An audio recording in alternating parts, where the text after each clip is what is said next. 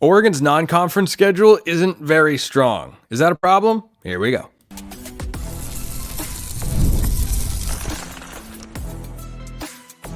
You are Locked On Ducks, your daily podcast on the Oregon Ducks. Part of the Locked On Podcast Network, your team every day.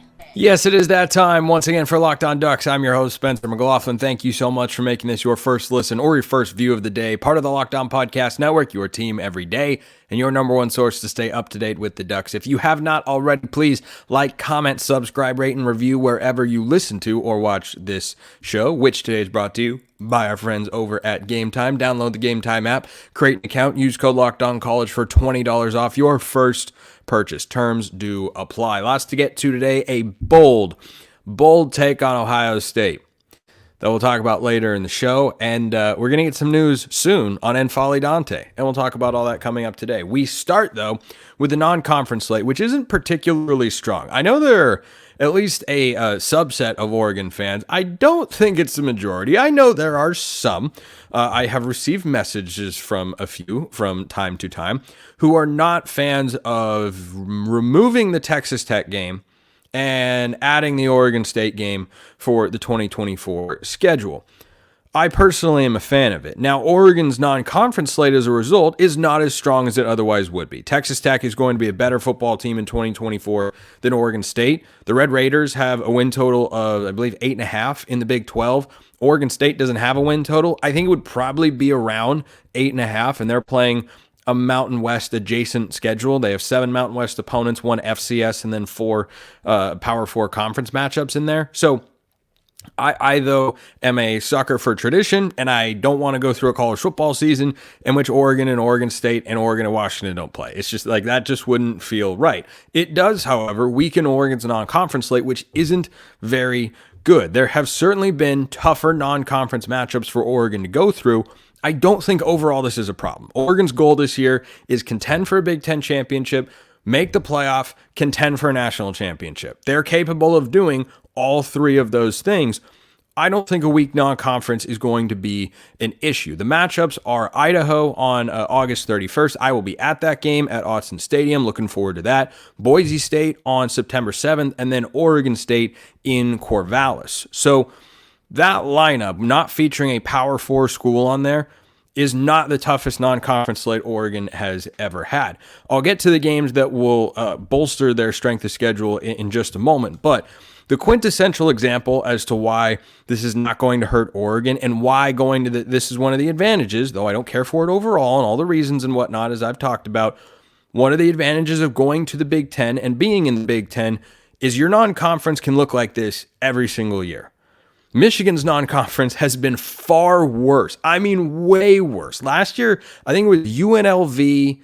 They played Bowling Green and like Akron or some random team. I don't remember the third one, but they played a bunch of nobodies on their schedule and they got to go to the playoff. Why? Because they won the game they needed to in the regular season, which was Ohio State. That sent them to the Big Ten title game, playoff, national championship, and here we are. So Idaho, Boise State, Oregon State, no, it's not going to be a world-beating non-conference slate, and you're not going to have college game day anywhere, even for the Civil War in Corvallis.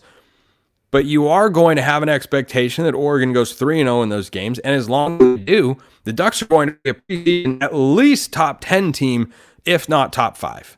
I think right now, I'd probably say the AP poll will put Oregon around in the 4 to 6 range. That'd be my guess. I think Georgia will be ahead of them. I think Ohio State will be ahead of them. Texas probably, but not guaranteed, will be ahead. And I think 4 is the highest where they could be. And then it's dependent upon where they want to put other teams like Alabama or Notre Dame or Utah. Frankly, Utah could be very, very good this year. And I'm glad Oregon doesn't have to play them because Utah's a very, very good team with Cam Rising at the helm. More on that a little bit coming up later. But I think when you're in the Big Ten, you just have, whether it's deserved or not, you have an ingrained level of credibility with your schedule, and wins are just worth more and they're more valuable. And I say deserve it or not because the games that will add to Oregon's strength of schedule are Ohio State, of course, on October 12th. Both teams should be undefeated, and that should be college game day. And that could very well be a top 5 matchup. Ohio State will certainly be a top 5 team when they come to Autzen Stadium in the middle of October. Then a few weeks later, Oregon goes to Michigan, which is a top 15 to 20 team, most likely. I don't think they're going to fall out of the top 25. I don't think they're a top 10 team either. I think they're going to be in that 15 to 20 range when the dust settles, probably a 9-3 season, which again, probably close to ranked 20th in the country. Wisconsin could be in the top 25 when they play Oregon. They could also be fighting to make a bowl game when Oregon goes there. And I talked about that being the biggest trap game on Oregon's schedule yesterday on the show. Go check that out if you want to hear further thoughts on that. And then Washington as well is going to be solid. Oregon should be better. Oregon should win the game on November 30th. But Washington could also be a fringe top 25 team. But everything else on Oregon's schedule, there are not going to be big-time marquee wins on there. And this is why I say about the Big Ten, it's very top-heavy. It's a very, very top-heavy conference. It's very strong at the top. But then once you get to the middle and bottom, it is not what the Pac-12 was a year ago. I don't think you're going... Now, with 18 teams in the conference, yeah, you could maybe have... You could maybe have 6 or 7 teams ranked, at one point early in the season. But after the non-conference slate last year, the Pac-12 had 8 teams ranked.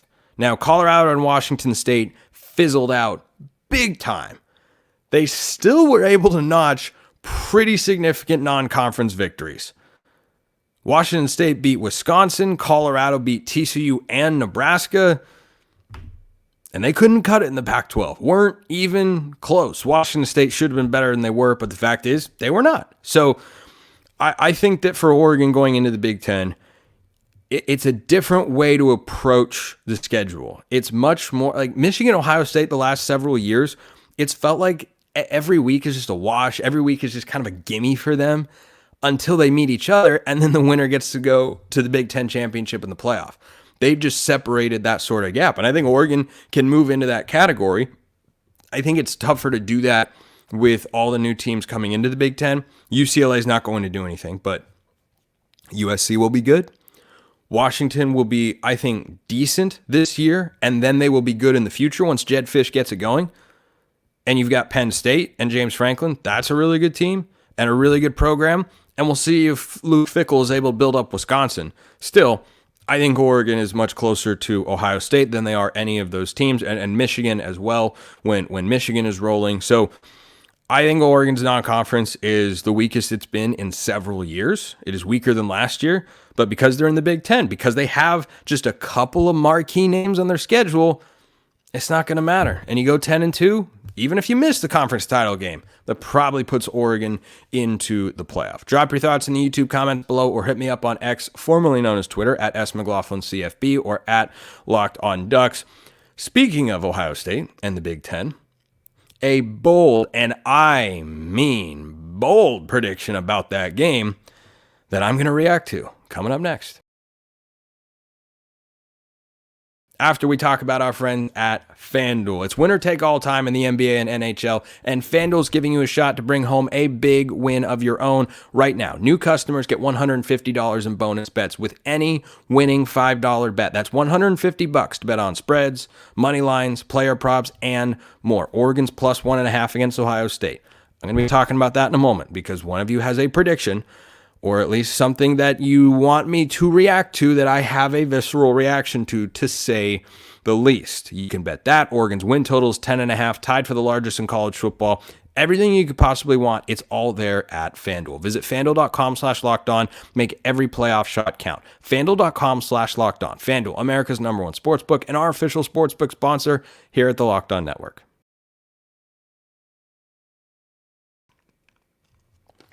I'm sure my everydayers are noticing by now. Here on YouTube, Spencer, you've got a different setup. What's going on?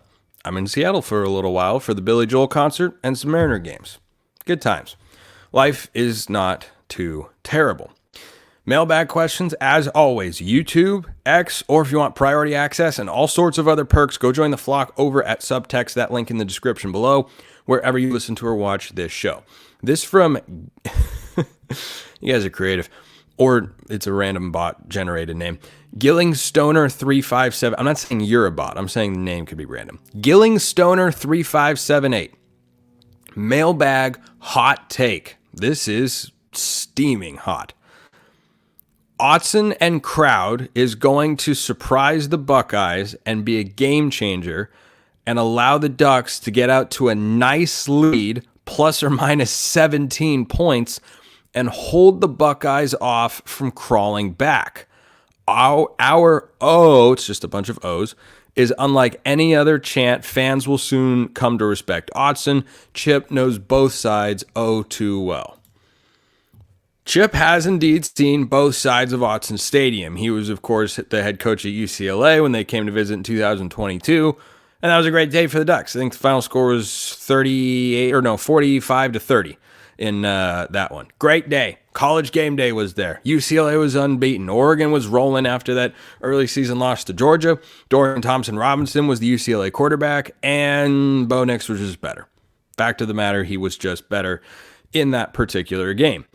I do think Oregon is going to beat Ohio State. Until I am presented evidence to the contrary, I think that Oregon being at home is the advantage they need to put them over the top. So I agree with you that the Autzen factor is big. If this game were in Columbus, I don't think I would feel as confident. However, this take is scorching hot. I mean, Frank Caliendo doing his best Mel Kiper Jr. about a piping hot cup of joe that you could spill onto your lap. Hot spill. He's going ice cold, mochaccino, or whatever it is. That's one of the greatest Mel Kiper or Frank Caliendo bits of all time. Dot. Okay, so 17-point lead on Ohio State. This would be reminiscent of the Utah game from a year ago, because going into that Utah game, I felt good. I felt good about the way Oregon was playing, and yeah, going into Utah is really hard, but they didn't have Cam Rising, they had Bryson Barnes. Oregon was a 6.5-point favorite in that game on the road in a place where Utah had not lost with fans in the stands, regardless of the opponent, since 2018. And Oregon, of course, won that game 35-6. I do not think Oregon or Ohio State's quarterback room is as strong as Oregon's. Will Howard is going to be the starter. He just hasn't been named that yet, and he's having to fight for it a little bit more than I thought he would. When he's named the starter, I'd rather have Dillon Gabriel.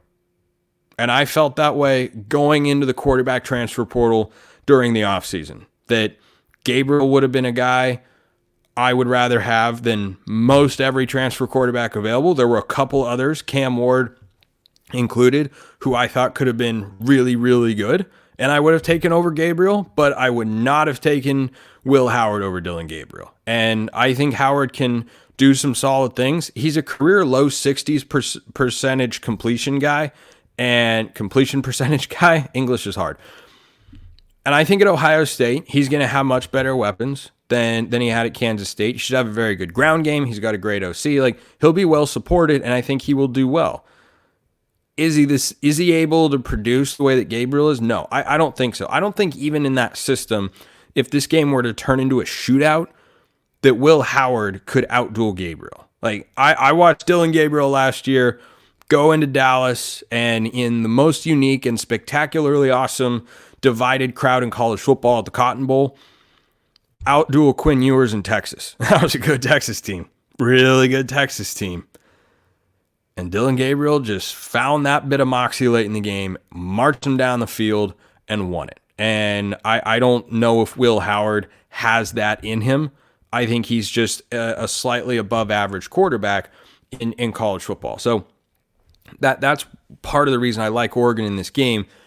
But the rest of the Buckeyes roster is too good for a 17-plus point lead. I would be stunned. I would be stunned if this game was decided by more than 10 points. And even if it's decided by 10 points and someone wins by double digits, I think that's a function of, had the ball late and they drove down the field and it was tight and they were just trying to run out the clock, and then they had to kick a field goal, and that iced it, and they got a 10-point lead with 2 minutes to go, and the other team couldn't drive down the field. That's what it feels like to me in that game. And right now, I think that'll be Oregon. A 17-point lead. If Oregon amasses a 17 plus or minus point lead on Ohio State late into the game, I don't mean, you get the ball first and you go down the field, score a touchdown. Great. They go a quick 3-and-out. Oregon goes down and maybe scores another touchdown, 14-0. But then by the third quarter, it's a 3-point game.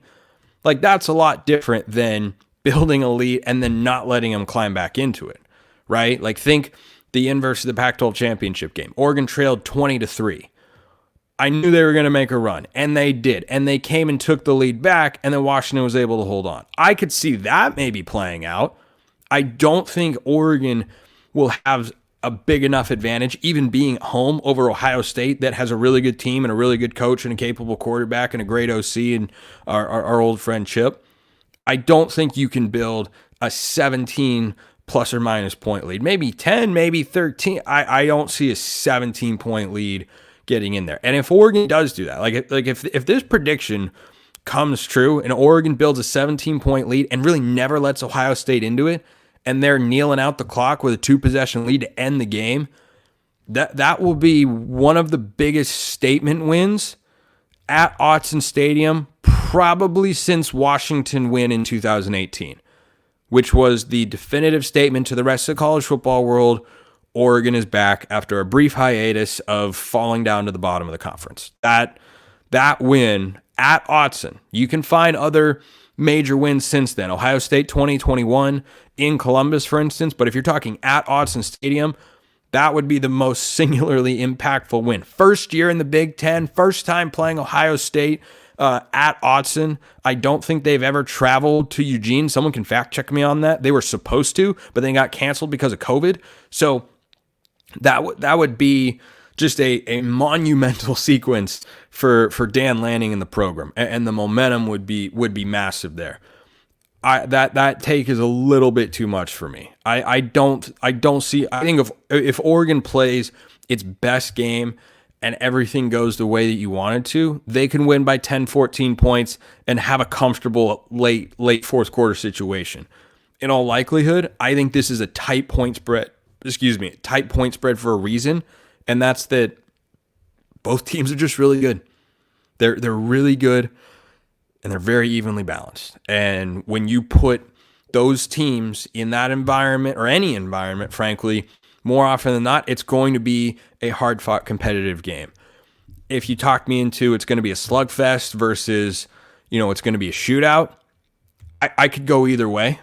I really could, because both teams have got some nasty players on defense.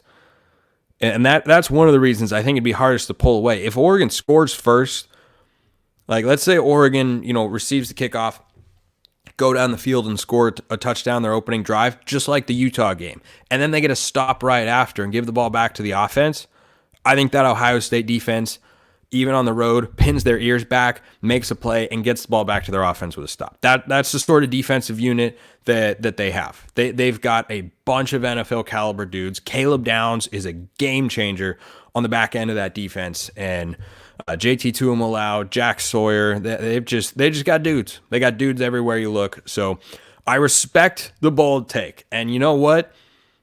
I'm here for the boldest Oregon takes you've got, and my reacting to him here on the show. I think it's a grand old time, but that one I don't think I can get behind, not because I don't think Oregon has done enough. I just think you can't look past what Ohio State has done this offseason as well. They've been impressive. So too is Oregon. I think it's going to be one heck of a football game. And as I was talking about earlier with the non-conference slate, the biggest one on Oregon's schedule in terms of its national ramifications. You win that one, and it kind of legitimizes anything that happens in the non-conference slate, whether you struggle with Boise or struggle with Oregon State, or just don't look impressive as impressive as they should in the 3 games combined overall. No matter what happens there, if you beat Ohio State, doesn't matter, because that win will carry so much weight going forward. So definitely the most important game on the schedule. We're going to talk basketball and then a little bit of baseball as well. One is more optimistic than the other. Let's talk about game time, shall we? Because Game Time has got killer last minute deals, all-in prices, views from your seat, and their lowest price guarantee. Game Time is taking the guesswork out of buying NBA tickets. So you can save up to 60%, which last time I checked is more than half. Buying last minute for sports, concerts, comedy, theater, anything that you want. They've got flash deals as well. You can save even more with exclusive in-app deals on select seats ahead of the game or event. Save even more when you choose a section and let Game Time choose the seats. All sorts of way to save. You got to go check out Game Time. Take the guesswork out of buying NBA tickets with Game Time. Download the Game Time app, create an account, use code LOCKEDONCollege for $20 off your first purchase. Terms apply. Again, create an account, redeem code LOCKEDONCOLLEGE. That's Locked On College for $20 off. Download Game Time today. Last minute tickets, lowest price guaranteed. All right, so my everydayers out there are fully aware of how high I am on this Oregon men's basketball team because they've got a bunch of key returners like Jackson Shellstad and KJ Evans and Bam Tracy and Nate Biddle if he's able to stay healthy, Keyshawn Bartholomew. They've brought in some pretty sweet newcomers like Raheem Moss, TJ Bamba, and Brandon Angel. We haven't heard back yet on Unfolly Dante, which I'll touch on in just a moment here. But 24/7 Sports, which is not some Oregon Homer site, this is just the 24/7 Sports National Writing Desk, I believe, put out its 2024 Big Ten Power Rankings, and it had all 18 teams in there. I think Minnesota was at the bottom. Poor Minnesota. But still, 18 teams. Pretty crazy. And Oregon was fourth. UCLA was first because they have done magnificent work in the transfer portal. Indiana was second. They have also added a couple notable transfers, whom Oregon basketball fans might recognize. Umar Ballo, who the Ducks were after, played at Arizona the last few years, really good player, and Miles Rice, the transfer from Washington State. So that's a tandem right there. That's former Pac-12. That's one of those encapsulations of these guys were both really good players in the Pac-12. Why isn't the Pac-12 here anymore?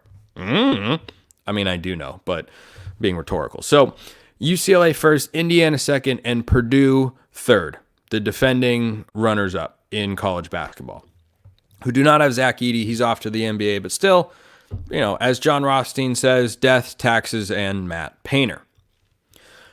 Here's the interesting part, because as I was perusing the basketball landscape over there, I came across something very interesting in this article. The first line was, quote, Oregon would be number one if Dante returns. Just goes to show you, I'm not just gassing them up because this is an Oregon podcast and just about all of you are probably Oregon fans. And here's the exciting part. The deadline for the NBA draft declaration for N'Faly Dante to decide, and for the NCAA, you'd think would need to let him know if he's able to return, and if he's going to return to Oregon next year, is May 29th. This show is coming out on May 24th. Allow me to just peruse my calendar real quick. May 29th is Wednesday. So by Wednesday, we should know for certain if Dante is going to play for Oregon next year. And 24/7 Sports has got them fourth in the Big Ten of 18 teams if Nate Biddle is the starting center, and first if Dante is the starting center, who without Zach Edey there would not have anyone that can match his physical prowess aside from Umar Ballo, I don't think, at Indiana, who I was just talking about. I don't know who else would be able to match him. Because, man, he'd be, as the article put it, one of, if not the best centers in all of college basketball next year. So that'd be fantastic. That would be utterly fantastic. And we're going to find out soon. That's something that I was not aware of until I came across this piece. And I thought, whoa. Would you look at that? We're finally going to know sometime next week. And we'll assess the news one way or the other, of course, here on the show whenever it arrives. But that's the biggest story for Oregon basketball right now. High hopes either way. But Dante, by Wednesday, we should know. So keep that in mind. Keep this in mind as well. Oregon baseball did not have the Pac-12 tournament they had a season ago, in which they, as the 6th seed, went on to win the whole darn thing, played their way into regionals, got out of the Nashville regional, got to super regionals, and they were 2 outs away from going to Omaha, and Oral Roberts just snatched it away. So that created a lot of excitement around the program. As it should. Mark Wasikowski is a really, really good coach. Well, his coaching moxie is going to be tested a little bit here, and the mental and intestinal fortitude of this team, because they went to the Pac-12 tournament in Scottsdale and laid an egg. They lost both games 4-2, first to Utah, then most recently to USC. If you told me a year ago that Oregon would allow 4 runs a game, I'd say they'll lose like 3 games all year. But the bats just couldn't get going again. And that's going to have to change. But you got a quality start out of RJ Gordon. 6 innings, 8 hits, 3 runs, and 3 strikeouts. And a year ago, that was almost an automatic win. And you got back-to-back good outings from your pitching staff. Allowing 4 runs in a major league game is pretty good. But doing it in college baseball, where pitching is not as strong, and you have metal bats, which benefits the hitters tremendously, 4 runs a game, that should get the job done. And it's just not right now. It's just not. It's encouraging that the pitching is carrying its success over into the postseason. It is discouraging. The bats are cold. And here's where the test is going to arrive.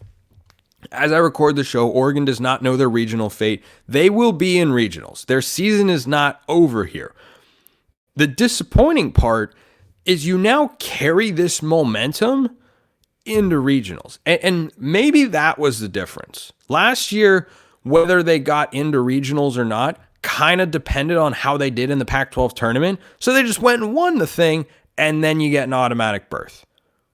Well, now that they came into it with a lock regional appearance, but they had to do well in the tournament, maybe win it to host a regional, that's not the same level of urgency or pressure. Or maybe they just had off days with the bats. Like, only those kids and that 1 square foot of real estate for each of them know why the offense did not perform the way it's capable of. But it did not. Just straight up, it didn't. And look, baseball can be the most random of games when it comes to the postseason. You can have an off day, you can be the best team, and you can just not have it. You can lose to a team that is not as good as you. That's baseball. I did not think Oregon would lose the second game after losing the first game 4-2 to Utah. I thought they would get a bounce back, play USC. I was really confident they'd win that game. And RJ Gordon pitched well enough to win them the game. They didn't get it done. They didn't get it done. So now season's on the line. And Oregon's got, I think, 75-1 odds to win the College World Series. So it can be done. It is not impossible. But that was disappointing. There's no doubt about it. That was a disappointing way, just because baseball is so about who's hot, who's playing well, who's got that edge. They got to find it. They got to find it somehow, some way, in whatever regional draw that they get. Appreciate everyone listening. I will see you next time. Have a wonderful rest of your day and a great weekend. And as always, go Ducks.